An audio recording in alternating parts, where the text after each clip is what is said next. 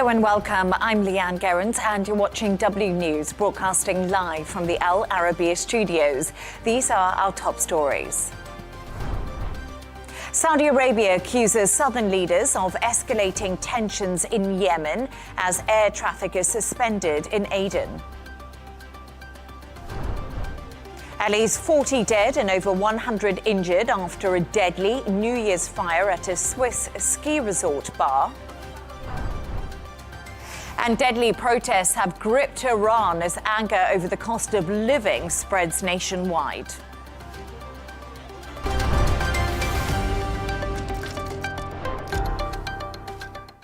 Now, Saudi Arabia's ambassador to Yemen says the kingdom has made major efforts to support peace, stability and the Yemeni economy, but warns those efforts are being undermined by growing tensions in the south. Mohammed al-Jaber accused the leader of the Southern Transitional Council of taking unilateral steps that escalated the crisis, including blocking a Saudi delegation from landing in Aden. Flights at Aden's international airport were later halted, a move that al-Jaber describes as irresponsible and harmful to Yemeni civilians. The ambassador says Saudi Arabia remains committed to dialogue and hopes southern leaders will return to a political solution. For more on this story, I'm joined by Yemeni Deputy Foreign Minister Mustapha Noman. Mustapha, it's a pleasure to have you on the show. Thank you so much for your time. I just actually want to begin with some news that we've been getting through today, and that is, according to reports, they say 7 people have been killed in Saudi coalition airstrikes on separatists in eastern Yemen, and that is today. What more can you tell us about that operation and what's been happening in eastern Yemen? At the outset, I have to admit and say that the government had no intention, nor the government of the Kingdom of Saudi Arabia, to recourse to force to take all the forces that the SCC has sent to the eastern provinces of Hadramaut and Al-Mahra and Shabwa. Unfortunately, as any wars, when any wars start, there would be casualties. What I heard the last news I got, that the first camp of that's called Al-Khasha'a has surrendered to the government forces with the support of the what's called the Nation's Shield. So there is now a push of the SCC forces from these areas and to oblige them and force them to get out of the location they have occupied during the last few weeks. What do you make of the recent decisions taken by the president of the Southern Transitional Council with regards to closing the air traffic at Aden Airport? Unfortunately, the chairman of the SCC, General Aidarus al-Zubaydi, has taken so many measures and decisions that were, he supposed that they are strengthening his position and the position of the SCC, while in reality it was the contrary. He was losing more support even within the southern population, and he was losing more the support he had in the regional countries like Saudi Arabia and the Sultanate of Oman or elsewhere. He was controlling Aden, he was controlling Abyan, he was controlling Lahj, and he was the one who leads all the decisions there, and he was the one who can oppose or let go the decisions of even the president. I'm not sure what pushed him to go to Hadramaut and to Al-Mahra and to get close to a very sensitive area, which is the borders with Saudi Arabia and the Sultanate of Oman. Now we are talking about 700 kilometers of borders between Hadramaut and Al-Mahra, who are part of the Republic of Yemen, with Saudi Arabia. I think it was a miscalculation from his side, and I think that he's going to pay personally. The SCC and the Southern Cause, unfortunately, will go back to where it started a few years ago. All Yemenis have agreed that the Southern issue is an issue of total importance, of top importance to all Yemenis, and that it has to be resolved according to the wish and the will of the southern population. But it could not happen with these steps that he has taken. And he has to admit that he is not the only representative of the South. There are many southern blocs that are not under his umbrella. Now he's trying to impose himself as the sole leader, the sole representative of all the southern territory, which is not true. And now we will see what happens in the next few weeks. I'm sure that he's going to either recalculate his measures or to just be absent out of the country. What does the STC want? What is their main reason for what you say is in some way a miscalculation in Yemen? What exactly are they looking for? Their claims are that they don't have enough political representation within the present authorities and the PLC and the government. And I can just say that within the PLC, which is composed of 8 members, they have 3. In the cabinet, they have the majority. They have 2/3 of the majority of the ministers. They have vice ministers. They have deputies. And so they cannot claim that that the South is misrepresented. Now, what they are trying to do is to be the sole representative of the South, which is not true. I mean, nobody can claim that he represents the South, and nobody can claim that the SCC is representing the South. Yes, they have louder voice. Yes, they have militias. Yes, they have enough influence in the cabinet and in the PLC, but that does not give them the right to claim that they are the sole representative of the South and the southern population. And this is where I think Aidarus al-Zubaydi has miscalculated. And the biggest mistake he has made is that he antagonized Saudi Arabia.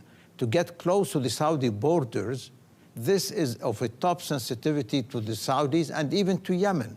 You cannot bring militias that are not under the umbrella of the Ministry of Defense, that are not under the orders of the Commander-in-Chief of the Army. No country on earth will accept militias to control borders from their side. This is unbelievable and unacceptable, not by Saudi Arabia, not even by Oman, and definitely not by the internationally recognized government. They have made a great mistake, and they will pay dearly for that.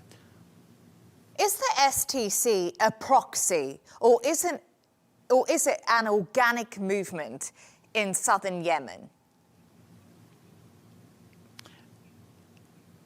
Definitely, it's not an organic movement. That's something that everybody knows.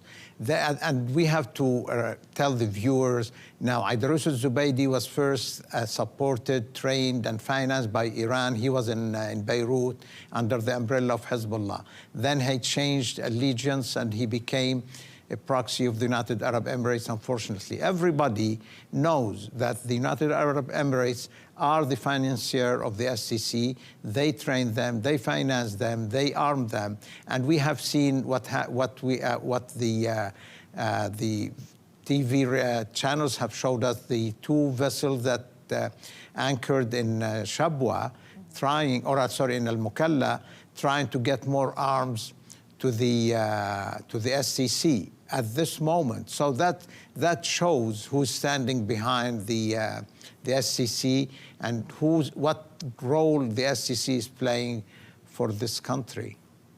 And what risks does the STC and a divided Yemen pose to the Arabian Peninsula and to the country itself? I mean, there are militias. We have to admit them. They don't belong to the army of the Republic of Yemen. They don't take orders from the Minister of Defense of the Republic of Yemen. Even their military attire has nothing to do with the military attire of the National Army. So, they are trying to control the South. They are trying to be the sole representative of the South. They are trying to exploit whatever businesses or treasures or wealth that is in the south. They have been doing this during the past few years, and they want to be there as a sole representative, as I repeat every now and then, of the South, which will never happen. They have to know this, and they have to admit that they made a great mistake because they lost one of their biggest allies, which is Saudi Arabia. The government of Saudi Arabia always supported the southern issue. They always took the side with the southern issue and with the southern population. Now all this is gone because of Aidarus al-Zubaydi's miscalculations. And I'm sure that part of this matter is that it was a personal ambition of him to be ruling the South. What will happen next, and I'm sure that will happen very soon, that he will discover that he's left alone in the South, and he will have no place to stay, and he will have to leave the country. You've also just said to me a little bit early on, the STC will have to pay dearly for this miscalculation. Can you elaborate on that for me? Now it's an outlawed entity. They have not taken solitary measures. No, they have led a rebellion against the internationally recognized government. This entity has to be dismantled, or at least that their status has to be changed. They cannot have any militias under their umbrella. They have to be a political entity, and this is something that I've been calling for years, that they have to turn and to convert into a political party or a political entity, and then we will know the real weight of the SCC. We cannot weigh a political entity who has tanks and arms and armored vehicles. This is not a proper political entity. This is what Hezbollah is doing in Beirut, and this is what SCC is doing in Yemen, and this is what al-Houthis are doing in Sana'a. There is no difference between these three entities. They are outlaws. So this is where the measure that SCC have taken, and this is where I say that he will pay dearly for that. He will have to surrender his arms, as we are calling al-Houthis to surrender their arms, as the Lebanese government is asking Hezbollah to surrender their arms. So that this is the only option to bring peace to the South again. And as we see this tension in southern Yemen, what does it mean for the north of the country, which is where the Arab coalition is currently fighting the Houthis, who you just mentioned?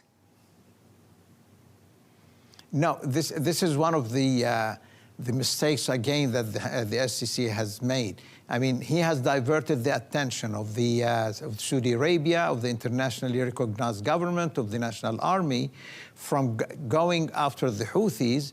Now we have to settle another formula, which is the SCC. We have to know how to deal with them during the next few months. And this will delay the march towards Sana'a, or the march even towards a peace process, because now we are busy with solving this dilemma that the SCC has created. The Houthis are the only winners in this, at least during these few weeks. And does that raise major concerns for the security of Yemen, that almost you've been distracted from what's happening with the STC and not focusing so much on the Houthis? What does that mean for the country of Yemen and its people? We already know the miseries and the poverty under which the Yemeni people are living. Now this is adding insult to injury. Now what the SCC is doing is he's diverting the efforts and the attention of the government, of the PLC, of the population, of the business community, from looking after how to improve the situation of the population. Now nobody is even looking at this matter now. Everybody is looking about how can we push the SCC out of the eastern provinces, Mahara, Shabwa, and Hadramaut. He is delaying all these projects, all these plans of the government, and he's just like making us busy looking about plans and ways to get him out of the eastern provinces. This will have a dire consequences on the increase of poverty in Yemen, of famine, of lack of medical services, of the infrastructure, of the electricity. So now nobody is looking at all these matters because of what the SCC has been doing during the past 2 months. And a little bit earlier, I did ask you if the STC was a proxy or an organic movement. And you did mention the UAE to me. And we do know the UAE is now pulling out its remaining troops. But are you confident that it will stop funding the STC? I cannot say that I'm confident that the government of the United Arab Emirates would do, but I'm sure that the wisdom of the government of Abu Dhabi and the Sheikh Mohammed bin Zayed, I'm sure that at one point they will realize that what they have been doing or what the STC has been doing under the name of the United Arab Emirates was wrong, and there are more and much more interests between Saudi Arabia and the United Arab Emirates than this problem of the STC. They have much more common interests. They have common joint borders. They have more security issues that have to be solved in the region. So I'm sure that at one point Sheikh Mohammed bin Zayed will realize this, and I hope that this happens very soon. And what could a united Yemen look like? And is there actually diplomatic means to make this happen? The Yemenis have decided that the current Yemen as a one unitary country in one capital is not working, is not functional. And we are talking about a federal system. We can have it in two regions. It could be in 3, it could be in 4. But this is something that cannot be enforced, and we cannot be obliged just to follow what the SCC is willing or what the SCC is dictating. We have to sit on a table, but he has to surrender their arms first. I mean, I cannot sit on a table like everybody says this to the Houthis or to Hezbollah. I cannot sit on a table to discuss politics with somebody who has his arms on the table or behind the doors. How can that happen? So we have to have a peace process, but this has to happen when it has to start when the SCC decides that he has to quit the eastern region. He has to stop using his militias as a leverage on the government and on the population. He has to decide this very fast so that we can save lives and we can save efforts, money, and time. So are you saying that if the STC do disarm and give up their weapons, you will hold serious conversations with them about Yemen becoming 2 separate countries with an independent southern part of Yemen? Is that correct? No, I did not 2 separate countries. I'm talking about a federal system. No, I mean, if we are talking about secession, that has to be agreed on a table again. I mean, I keep repeating this. It's not a family feud that you can resolve by just talking to each other. There are mutual interests that have to be disengaged. There is one currency, there is one passport, there are embassies. We cannot just say that you want to secede and you let me alone here. No, we have to sit on a table. And as I said earlier, the SCC cannot claim that they represent the South. Yes, there are Southern voices that call for secession. They are calling for a different type of governance system. But this can be discussed, and we can talk about either 2 countries or 2 regions. Sorry, not 2 countries. I have to be very clear here, not 2 countries. 2 regions or 3 or 4. But secession is a totally different story. And the SCC cannot claim that they are representing the whole South, and they cannot claim that the whole Southern population wants secession from the Republic of Yemen. And what has the response been from the international community to what's been happening in Yemen over the last week or so? Well, yes, I mean, so far that we have heard from from Germany, from some other countries, that they are still calling first of de-escalation, and they are calling for preserving the unity of the country and the sovereignty of the country. This is where the Arab League has issued their statement. The Organization of the Islamic Cooperation Nations, they have issued such a statement, and we don't want this. I mean, we don't want another war to happen in Yemen for a long time. We want to end wars. We have to start looking into peace. The United States has come with de-escalation, but the United States is so busy with the Houthis, and they are not really, and they think that this escalation in the eastern provinces divert the attention from going after the Houthis. But in general, most of the Arab countries, if not all, have issued the statements supporting the internationally recognized government, the president of the PLC, and the unity of Yemen. So internationally, regionally, everybody is for de-escalation and for the unity of Yemen to remain until Yemenis decide otherwise. And are you confident yourself that de-escalation will happen in the coming days? Yes, it will happen either by negotiations or by force. I mean, it cannot, I mean, this war cannot go, I cannot call it a war, but this battle cannot go for a long time because it is so dangerous. It will be so dangerous for the whole region if it goes beyond a few days or a week or two maximum. Yes, it will create more problems. And so I'm confident we will have a de-escalation very soon, and I'm sure that the wisdom of the leaders of both UAE and Saudi Arabia can reach common ground to stop it. Thank you so much for your time and for speaking to me today, Mustapha Noman. It was brilliant to have you on the show and your analysis. Thank you very much. Thank you so much.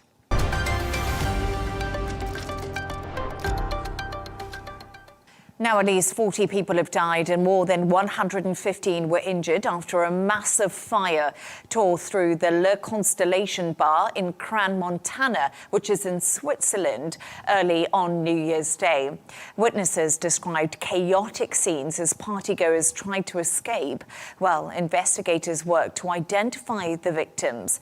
Swiss authorities are examining multiple possible causes, but it could take days or weeks to confirm how the blaze started. For more on this, I'm joined from Crans-Montana by CGTN Switzerland correspondent Julia Hamilton. Julia, thank you so much for joining me. First of all, what do we know about the victims, and have the police actually identified anyone at this stage? Yes, so the police are working right now on identifying the victims of this fire here in Crans-Montana. The place, the bar just behind me there, remains to be closed off by the police. And meanwhile, people have been coming here, laying candles and flowers and leaving tributes to the victims.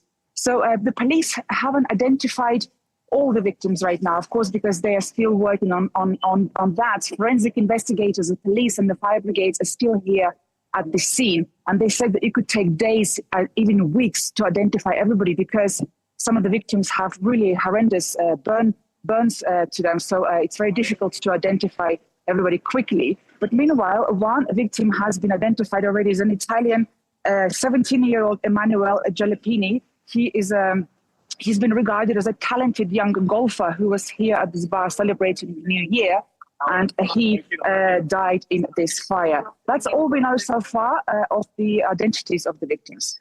And as we can see, you're currently there, right near the bar where this horrific fire took place.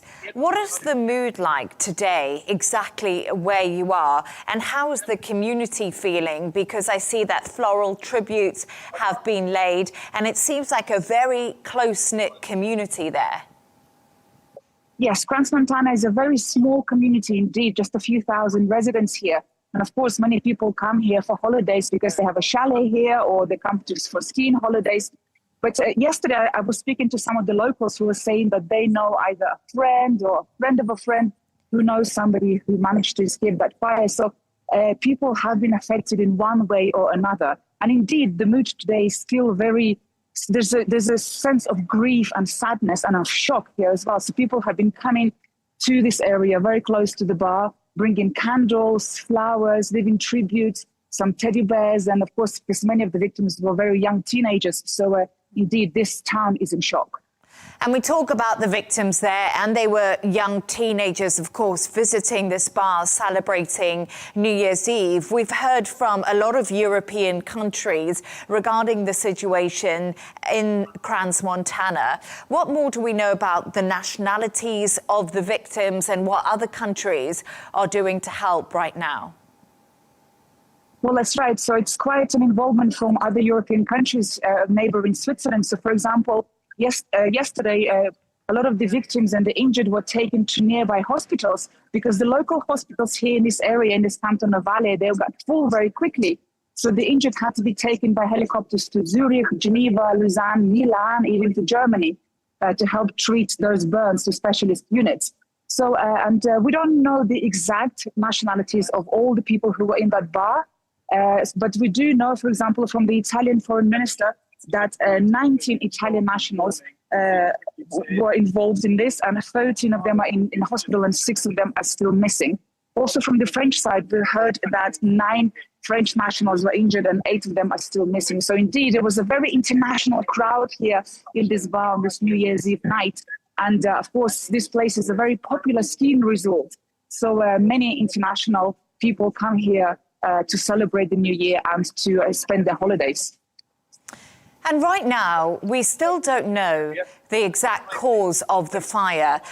Do we have any more ideas of how this could have possibly started? There are some videos circulating on social media and online about candles that were seen being used in champagne bottles. What more do we know?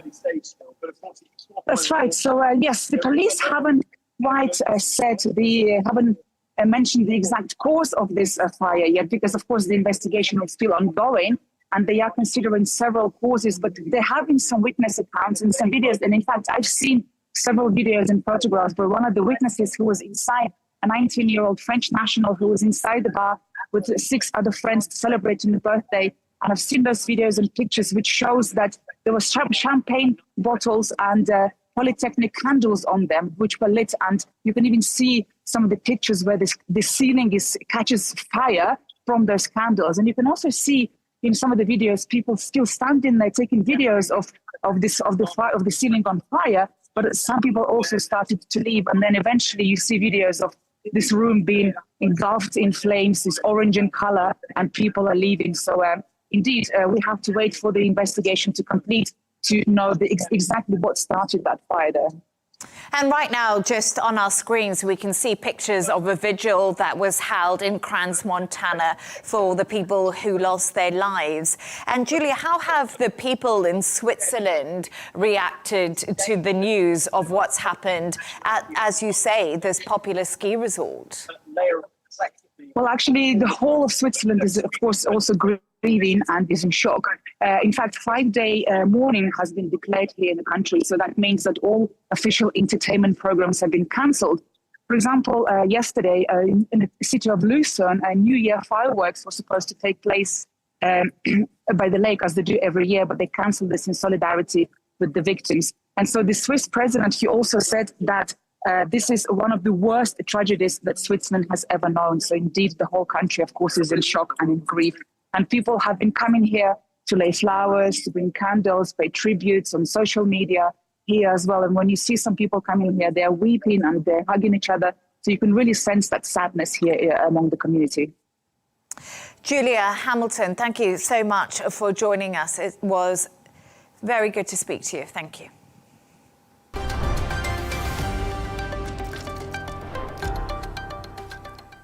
Let's take a look at some of the other stories making the headlines today.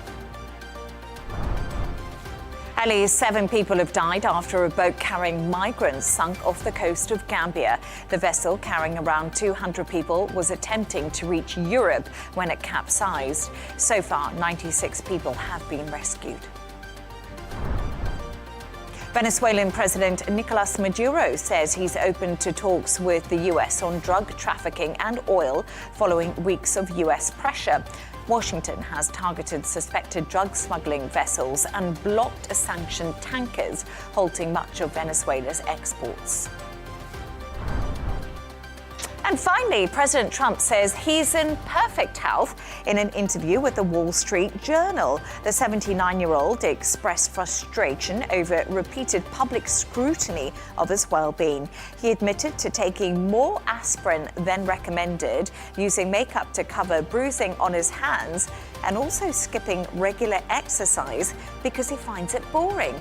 Trump has also appeared drowsy during meetings and at times struggled to hear clearly.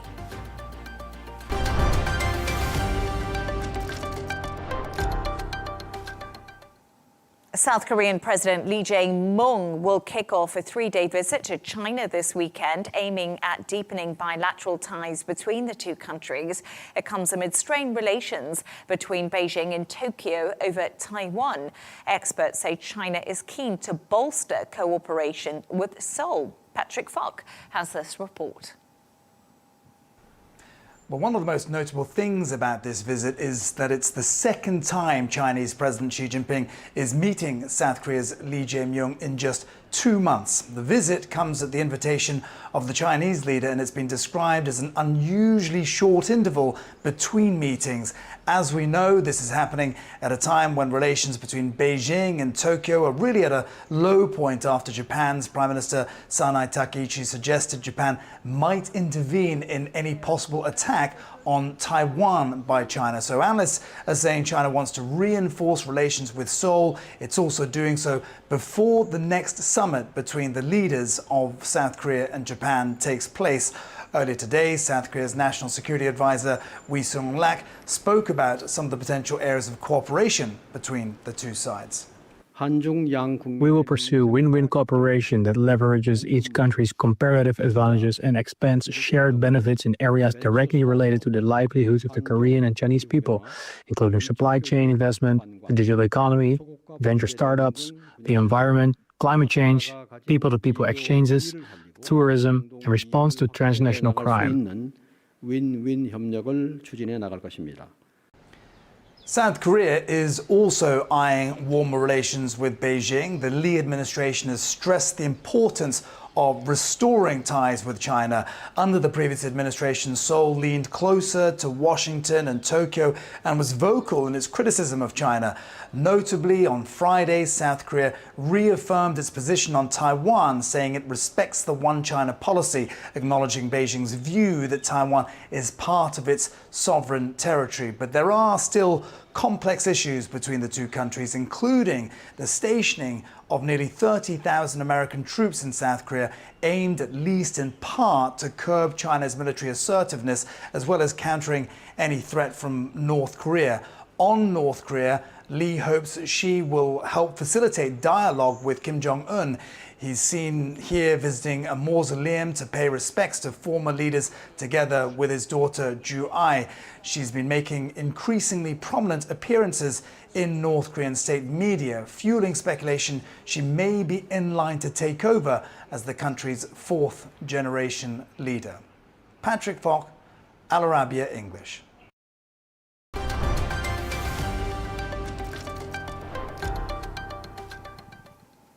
Now, Iran has warned that American interference in protests taking place across the country risks sparking regional chaos. The comments come after Donald Trump took to Truth Social, writing, "If Iran shoots and violently kills peaceful protesters, which is their custom, the United States of America will come to their rescue." At least 7 people are reported to have been killed in the latest demonstrations as Iran suffers a record currency fall against the US dollar, with inflation now running at around 40%. For more on this, I'm joined from Washington, D.C. by Negar Mortazavi, host of the Iran podcast and senior fellow at the Center for International Policy. Negar, thank you so much for joining me. First of all, the protests across Iran are the biggest in the country since 2022, when the death of Mahsa Amini triggered nationwide demonstrations. So why are people out protesting this time round? Thank you for having me. As you suggested, this sort of the spark of this came from the heart of Tehran's economy, the Grand Bazaar, with shop owners and merchants essentially going on strikes, closing shops, and then turning that into street protests. And then it spread across the city in Tehran and across the country in many cities, as we have seen. Inflation, sharp decline of the value of the Iranian currency against the dollar, and just unbearable economic situations that have really impacted everyday lives of Iranians was the spark of this. But we can't just say these are economic protests. I want to emphasize that this also goes to sort of the core of the governance. People see years of mismanagement and corruption in the country, also in the shadow of very severe economic sanctions. And all of that has delivered an economy that is just not working for the Iranian middle classes and working classes, while it also enriches a small group of elite. So there are people who actually benefit from this type of economy, and sort of that division in the society also adds fuel to the anger. And what do you make of President Donald Trump's warning to Iran that the US Army is locked and loaded and ready to go in regards to these protests that are happening?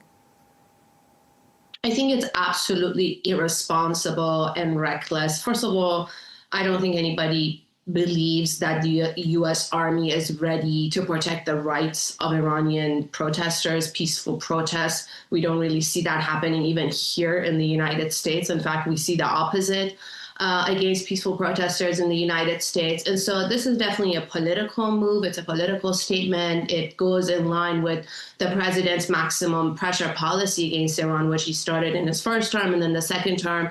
And it's in the sort of the backdrop of what we saw in the past few months with the Israeli attacks on Iran in June, the 12-day war that the U.S. also joined in attacking Iran, and now the threats that have been coming. I think obviously the off-ramp for both sides for getting out of this cycle of conflict would be diplomacy, but unfortunately there seems to be a deadlock on diplomacy as well. None of the two sides are willing to meet the other halfway, and I think this sort of statement from President Trump is very much related to that scene, the kind of impasse that exists with diplomacy and not so much a care for Iranian protesters.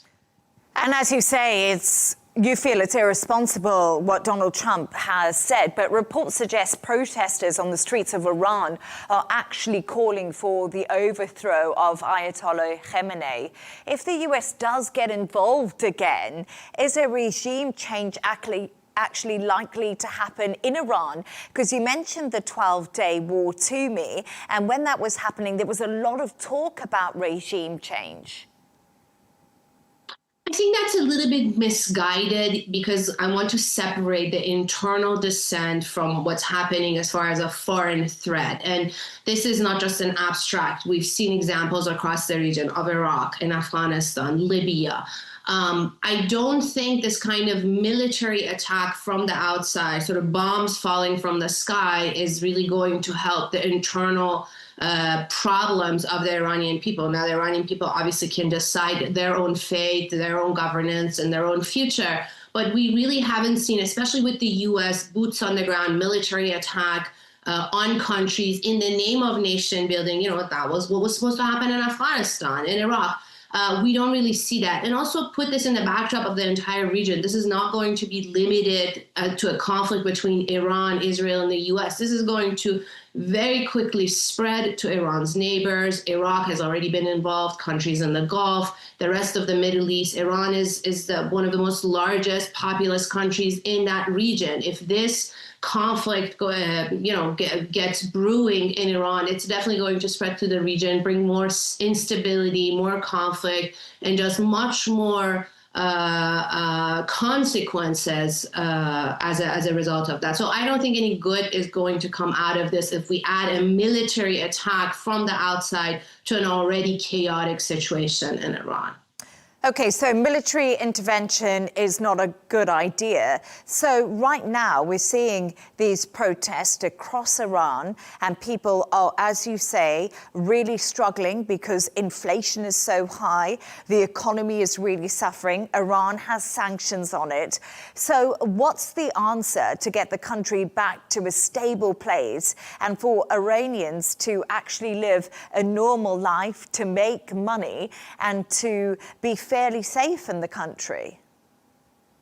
Well, ironically, if we want to get to a place, like you're saying, of peace and stability, not just for Iranians, but also for their neighbors, everyone across the region, the path forward is not conflict. Of course, first and foremost, the Iranian leaders are responsible for the future of their own country, of their people. So trying to pursue diplomacy, less conflict in the region, less destabilizing of their own situation, of their neighbors, and also approaching the U.S. to try to resolve this conflict situation, which comes with very severe economic sanctions, through diplomacy. Of course, first and foremost, their responsibility. But on the U.S. side, if the U.S. also wants to help, more pressure, more conflict, more bombing, more war is not going to help the situation. The result on the ground, the Iranian economy in shambles that we currently see, yes, it's first the responsibility of their leaders, but it's also a result of very severe years of U.S. economic sanctions. So ironically, if the U.S. wants to really help the Iranian people who are paying the price for these economic sanctions, that's going to be the path, to pursue diplomacy with their own goals, but then also with an end goal where that you would remove this economic pressure from Iran, from the Iranian people, and get to a place where diplomacy and sort of peace and stability is the goal, and not just more conflict in perpetual cycles of bombing or more war. Negar Mortazavi, it was brilliant to have you on, and your thoughts. Thank you so much for your time.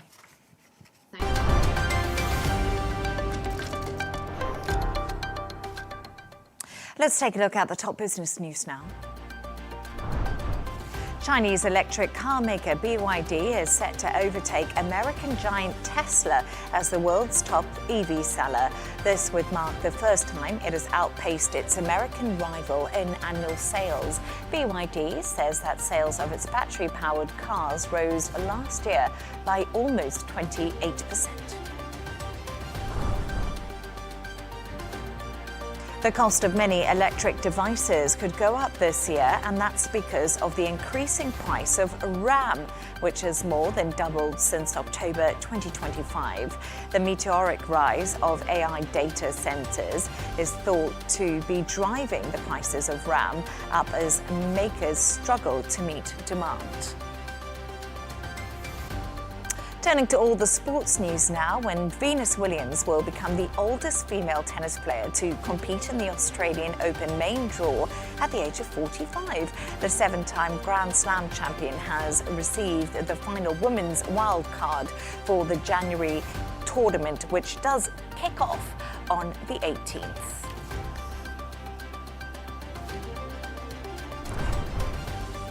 And Man City is falling behind Arsenal in the title race. That's after the football team was left frustrated in a 0-0 draw at Sunderland on Thursday, leaving Arsenal with a 4-point lead at the halfway mark of the Premier League season.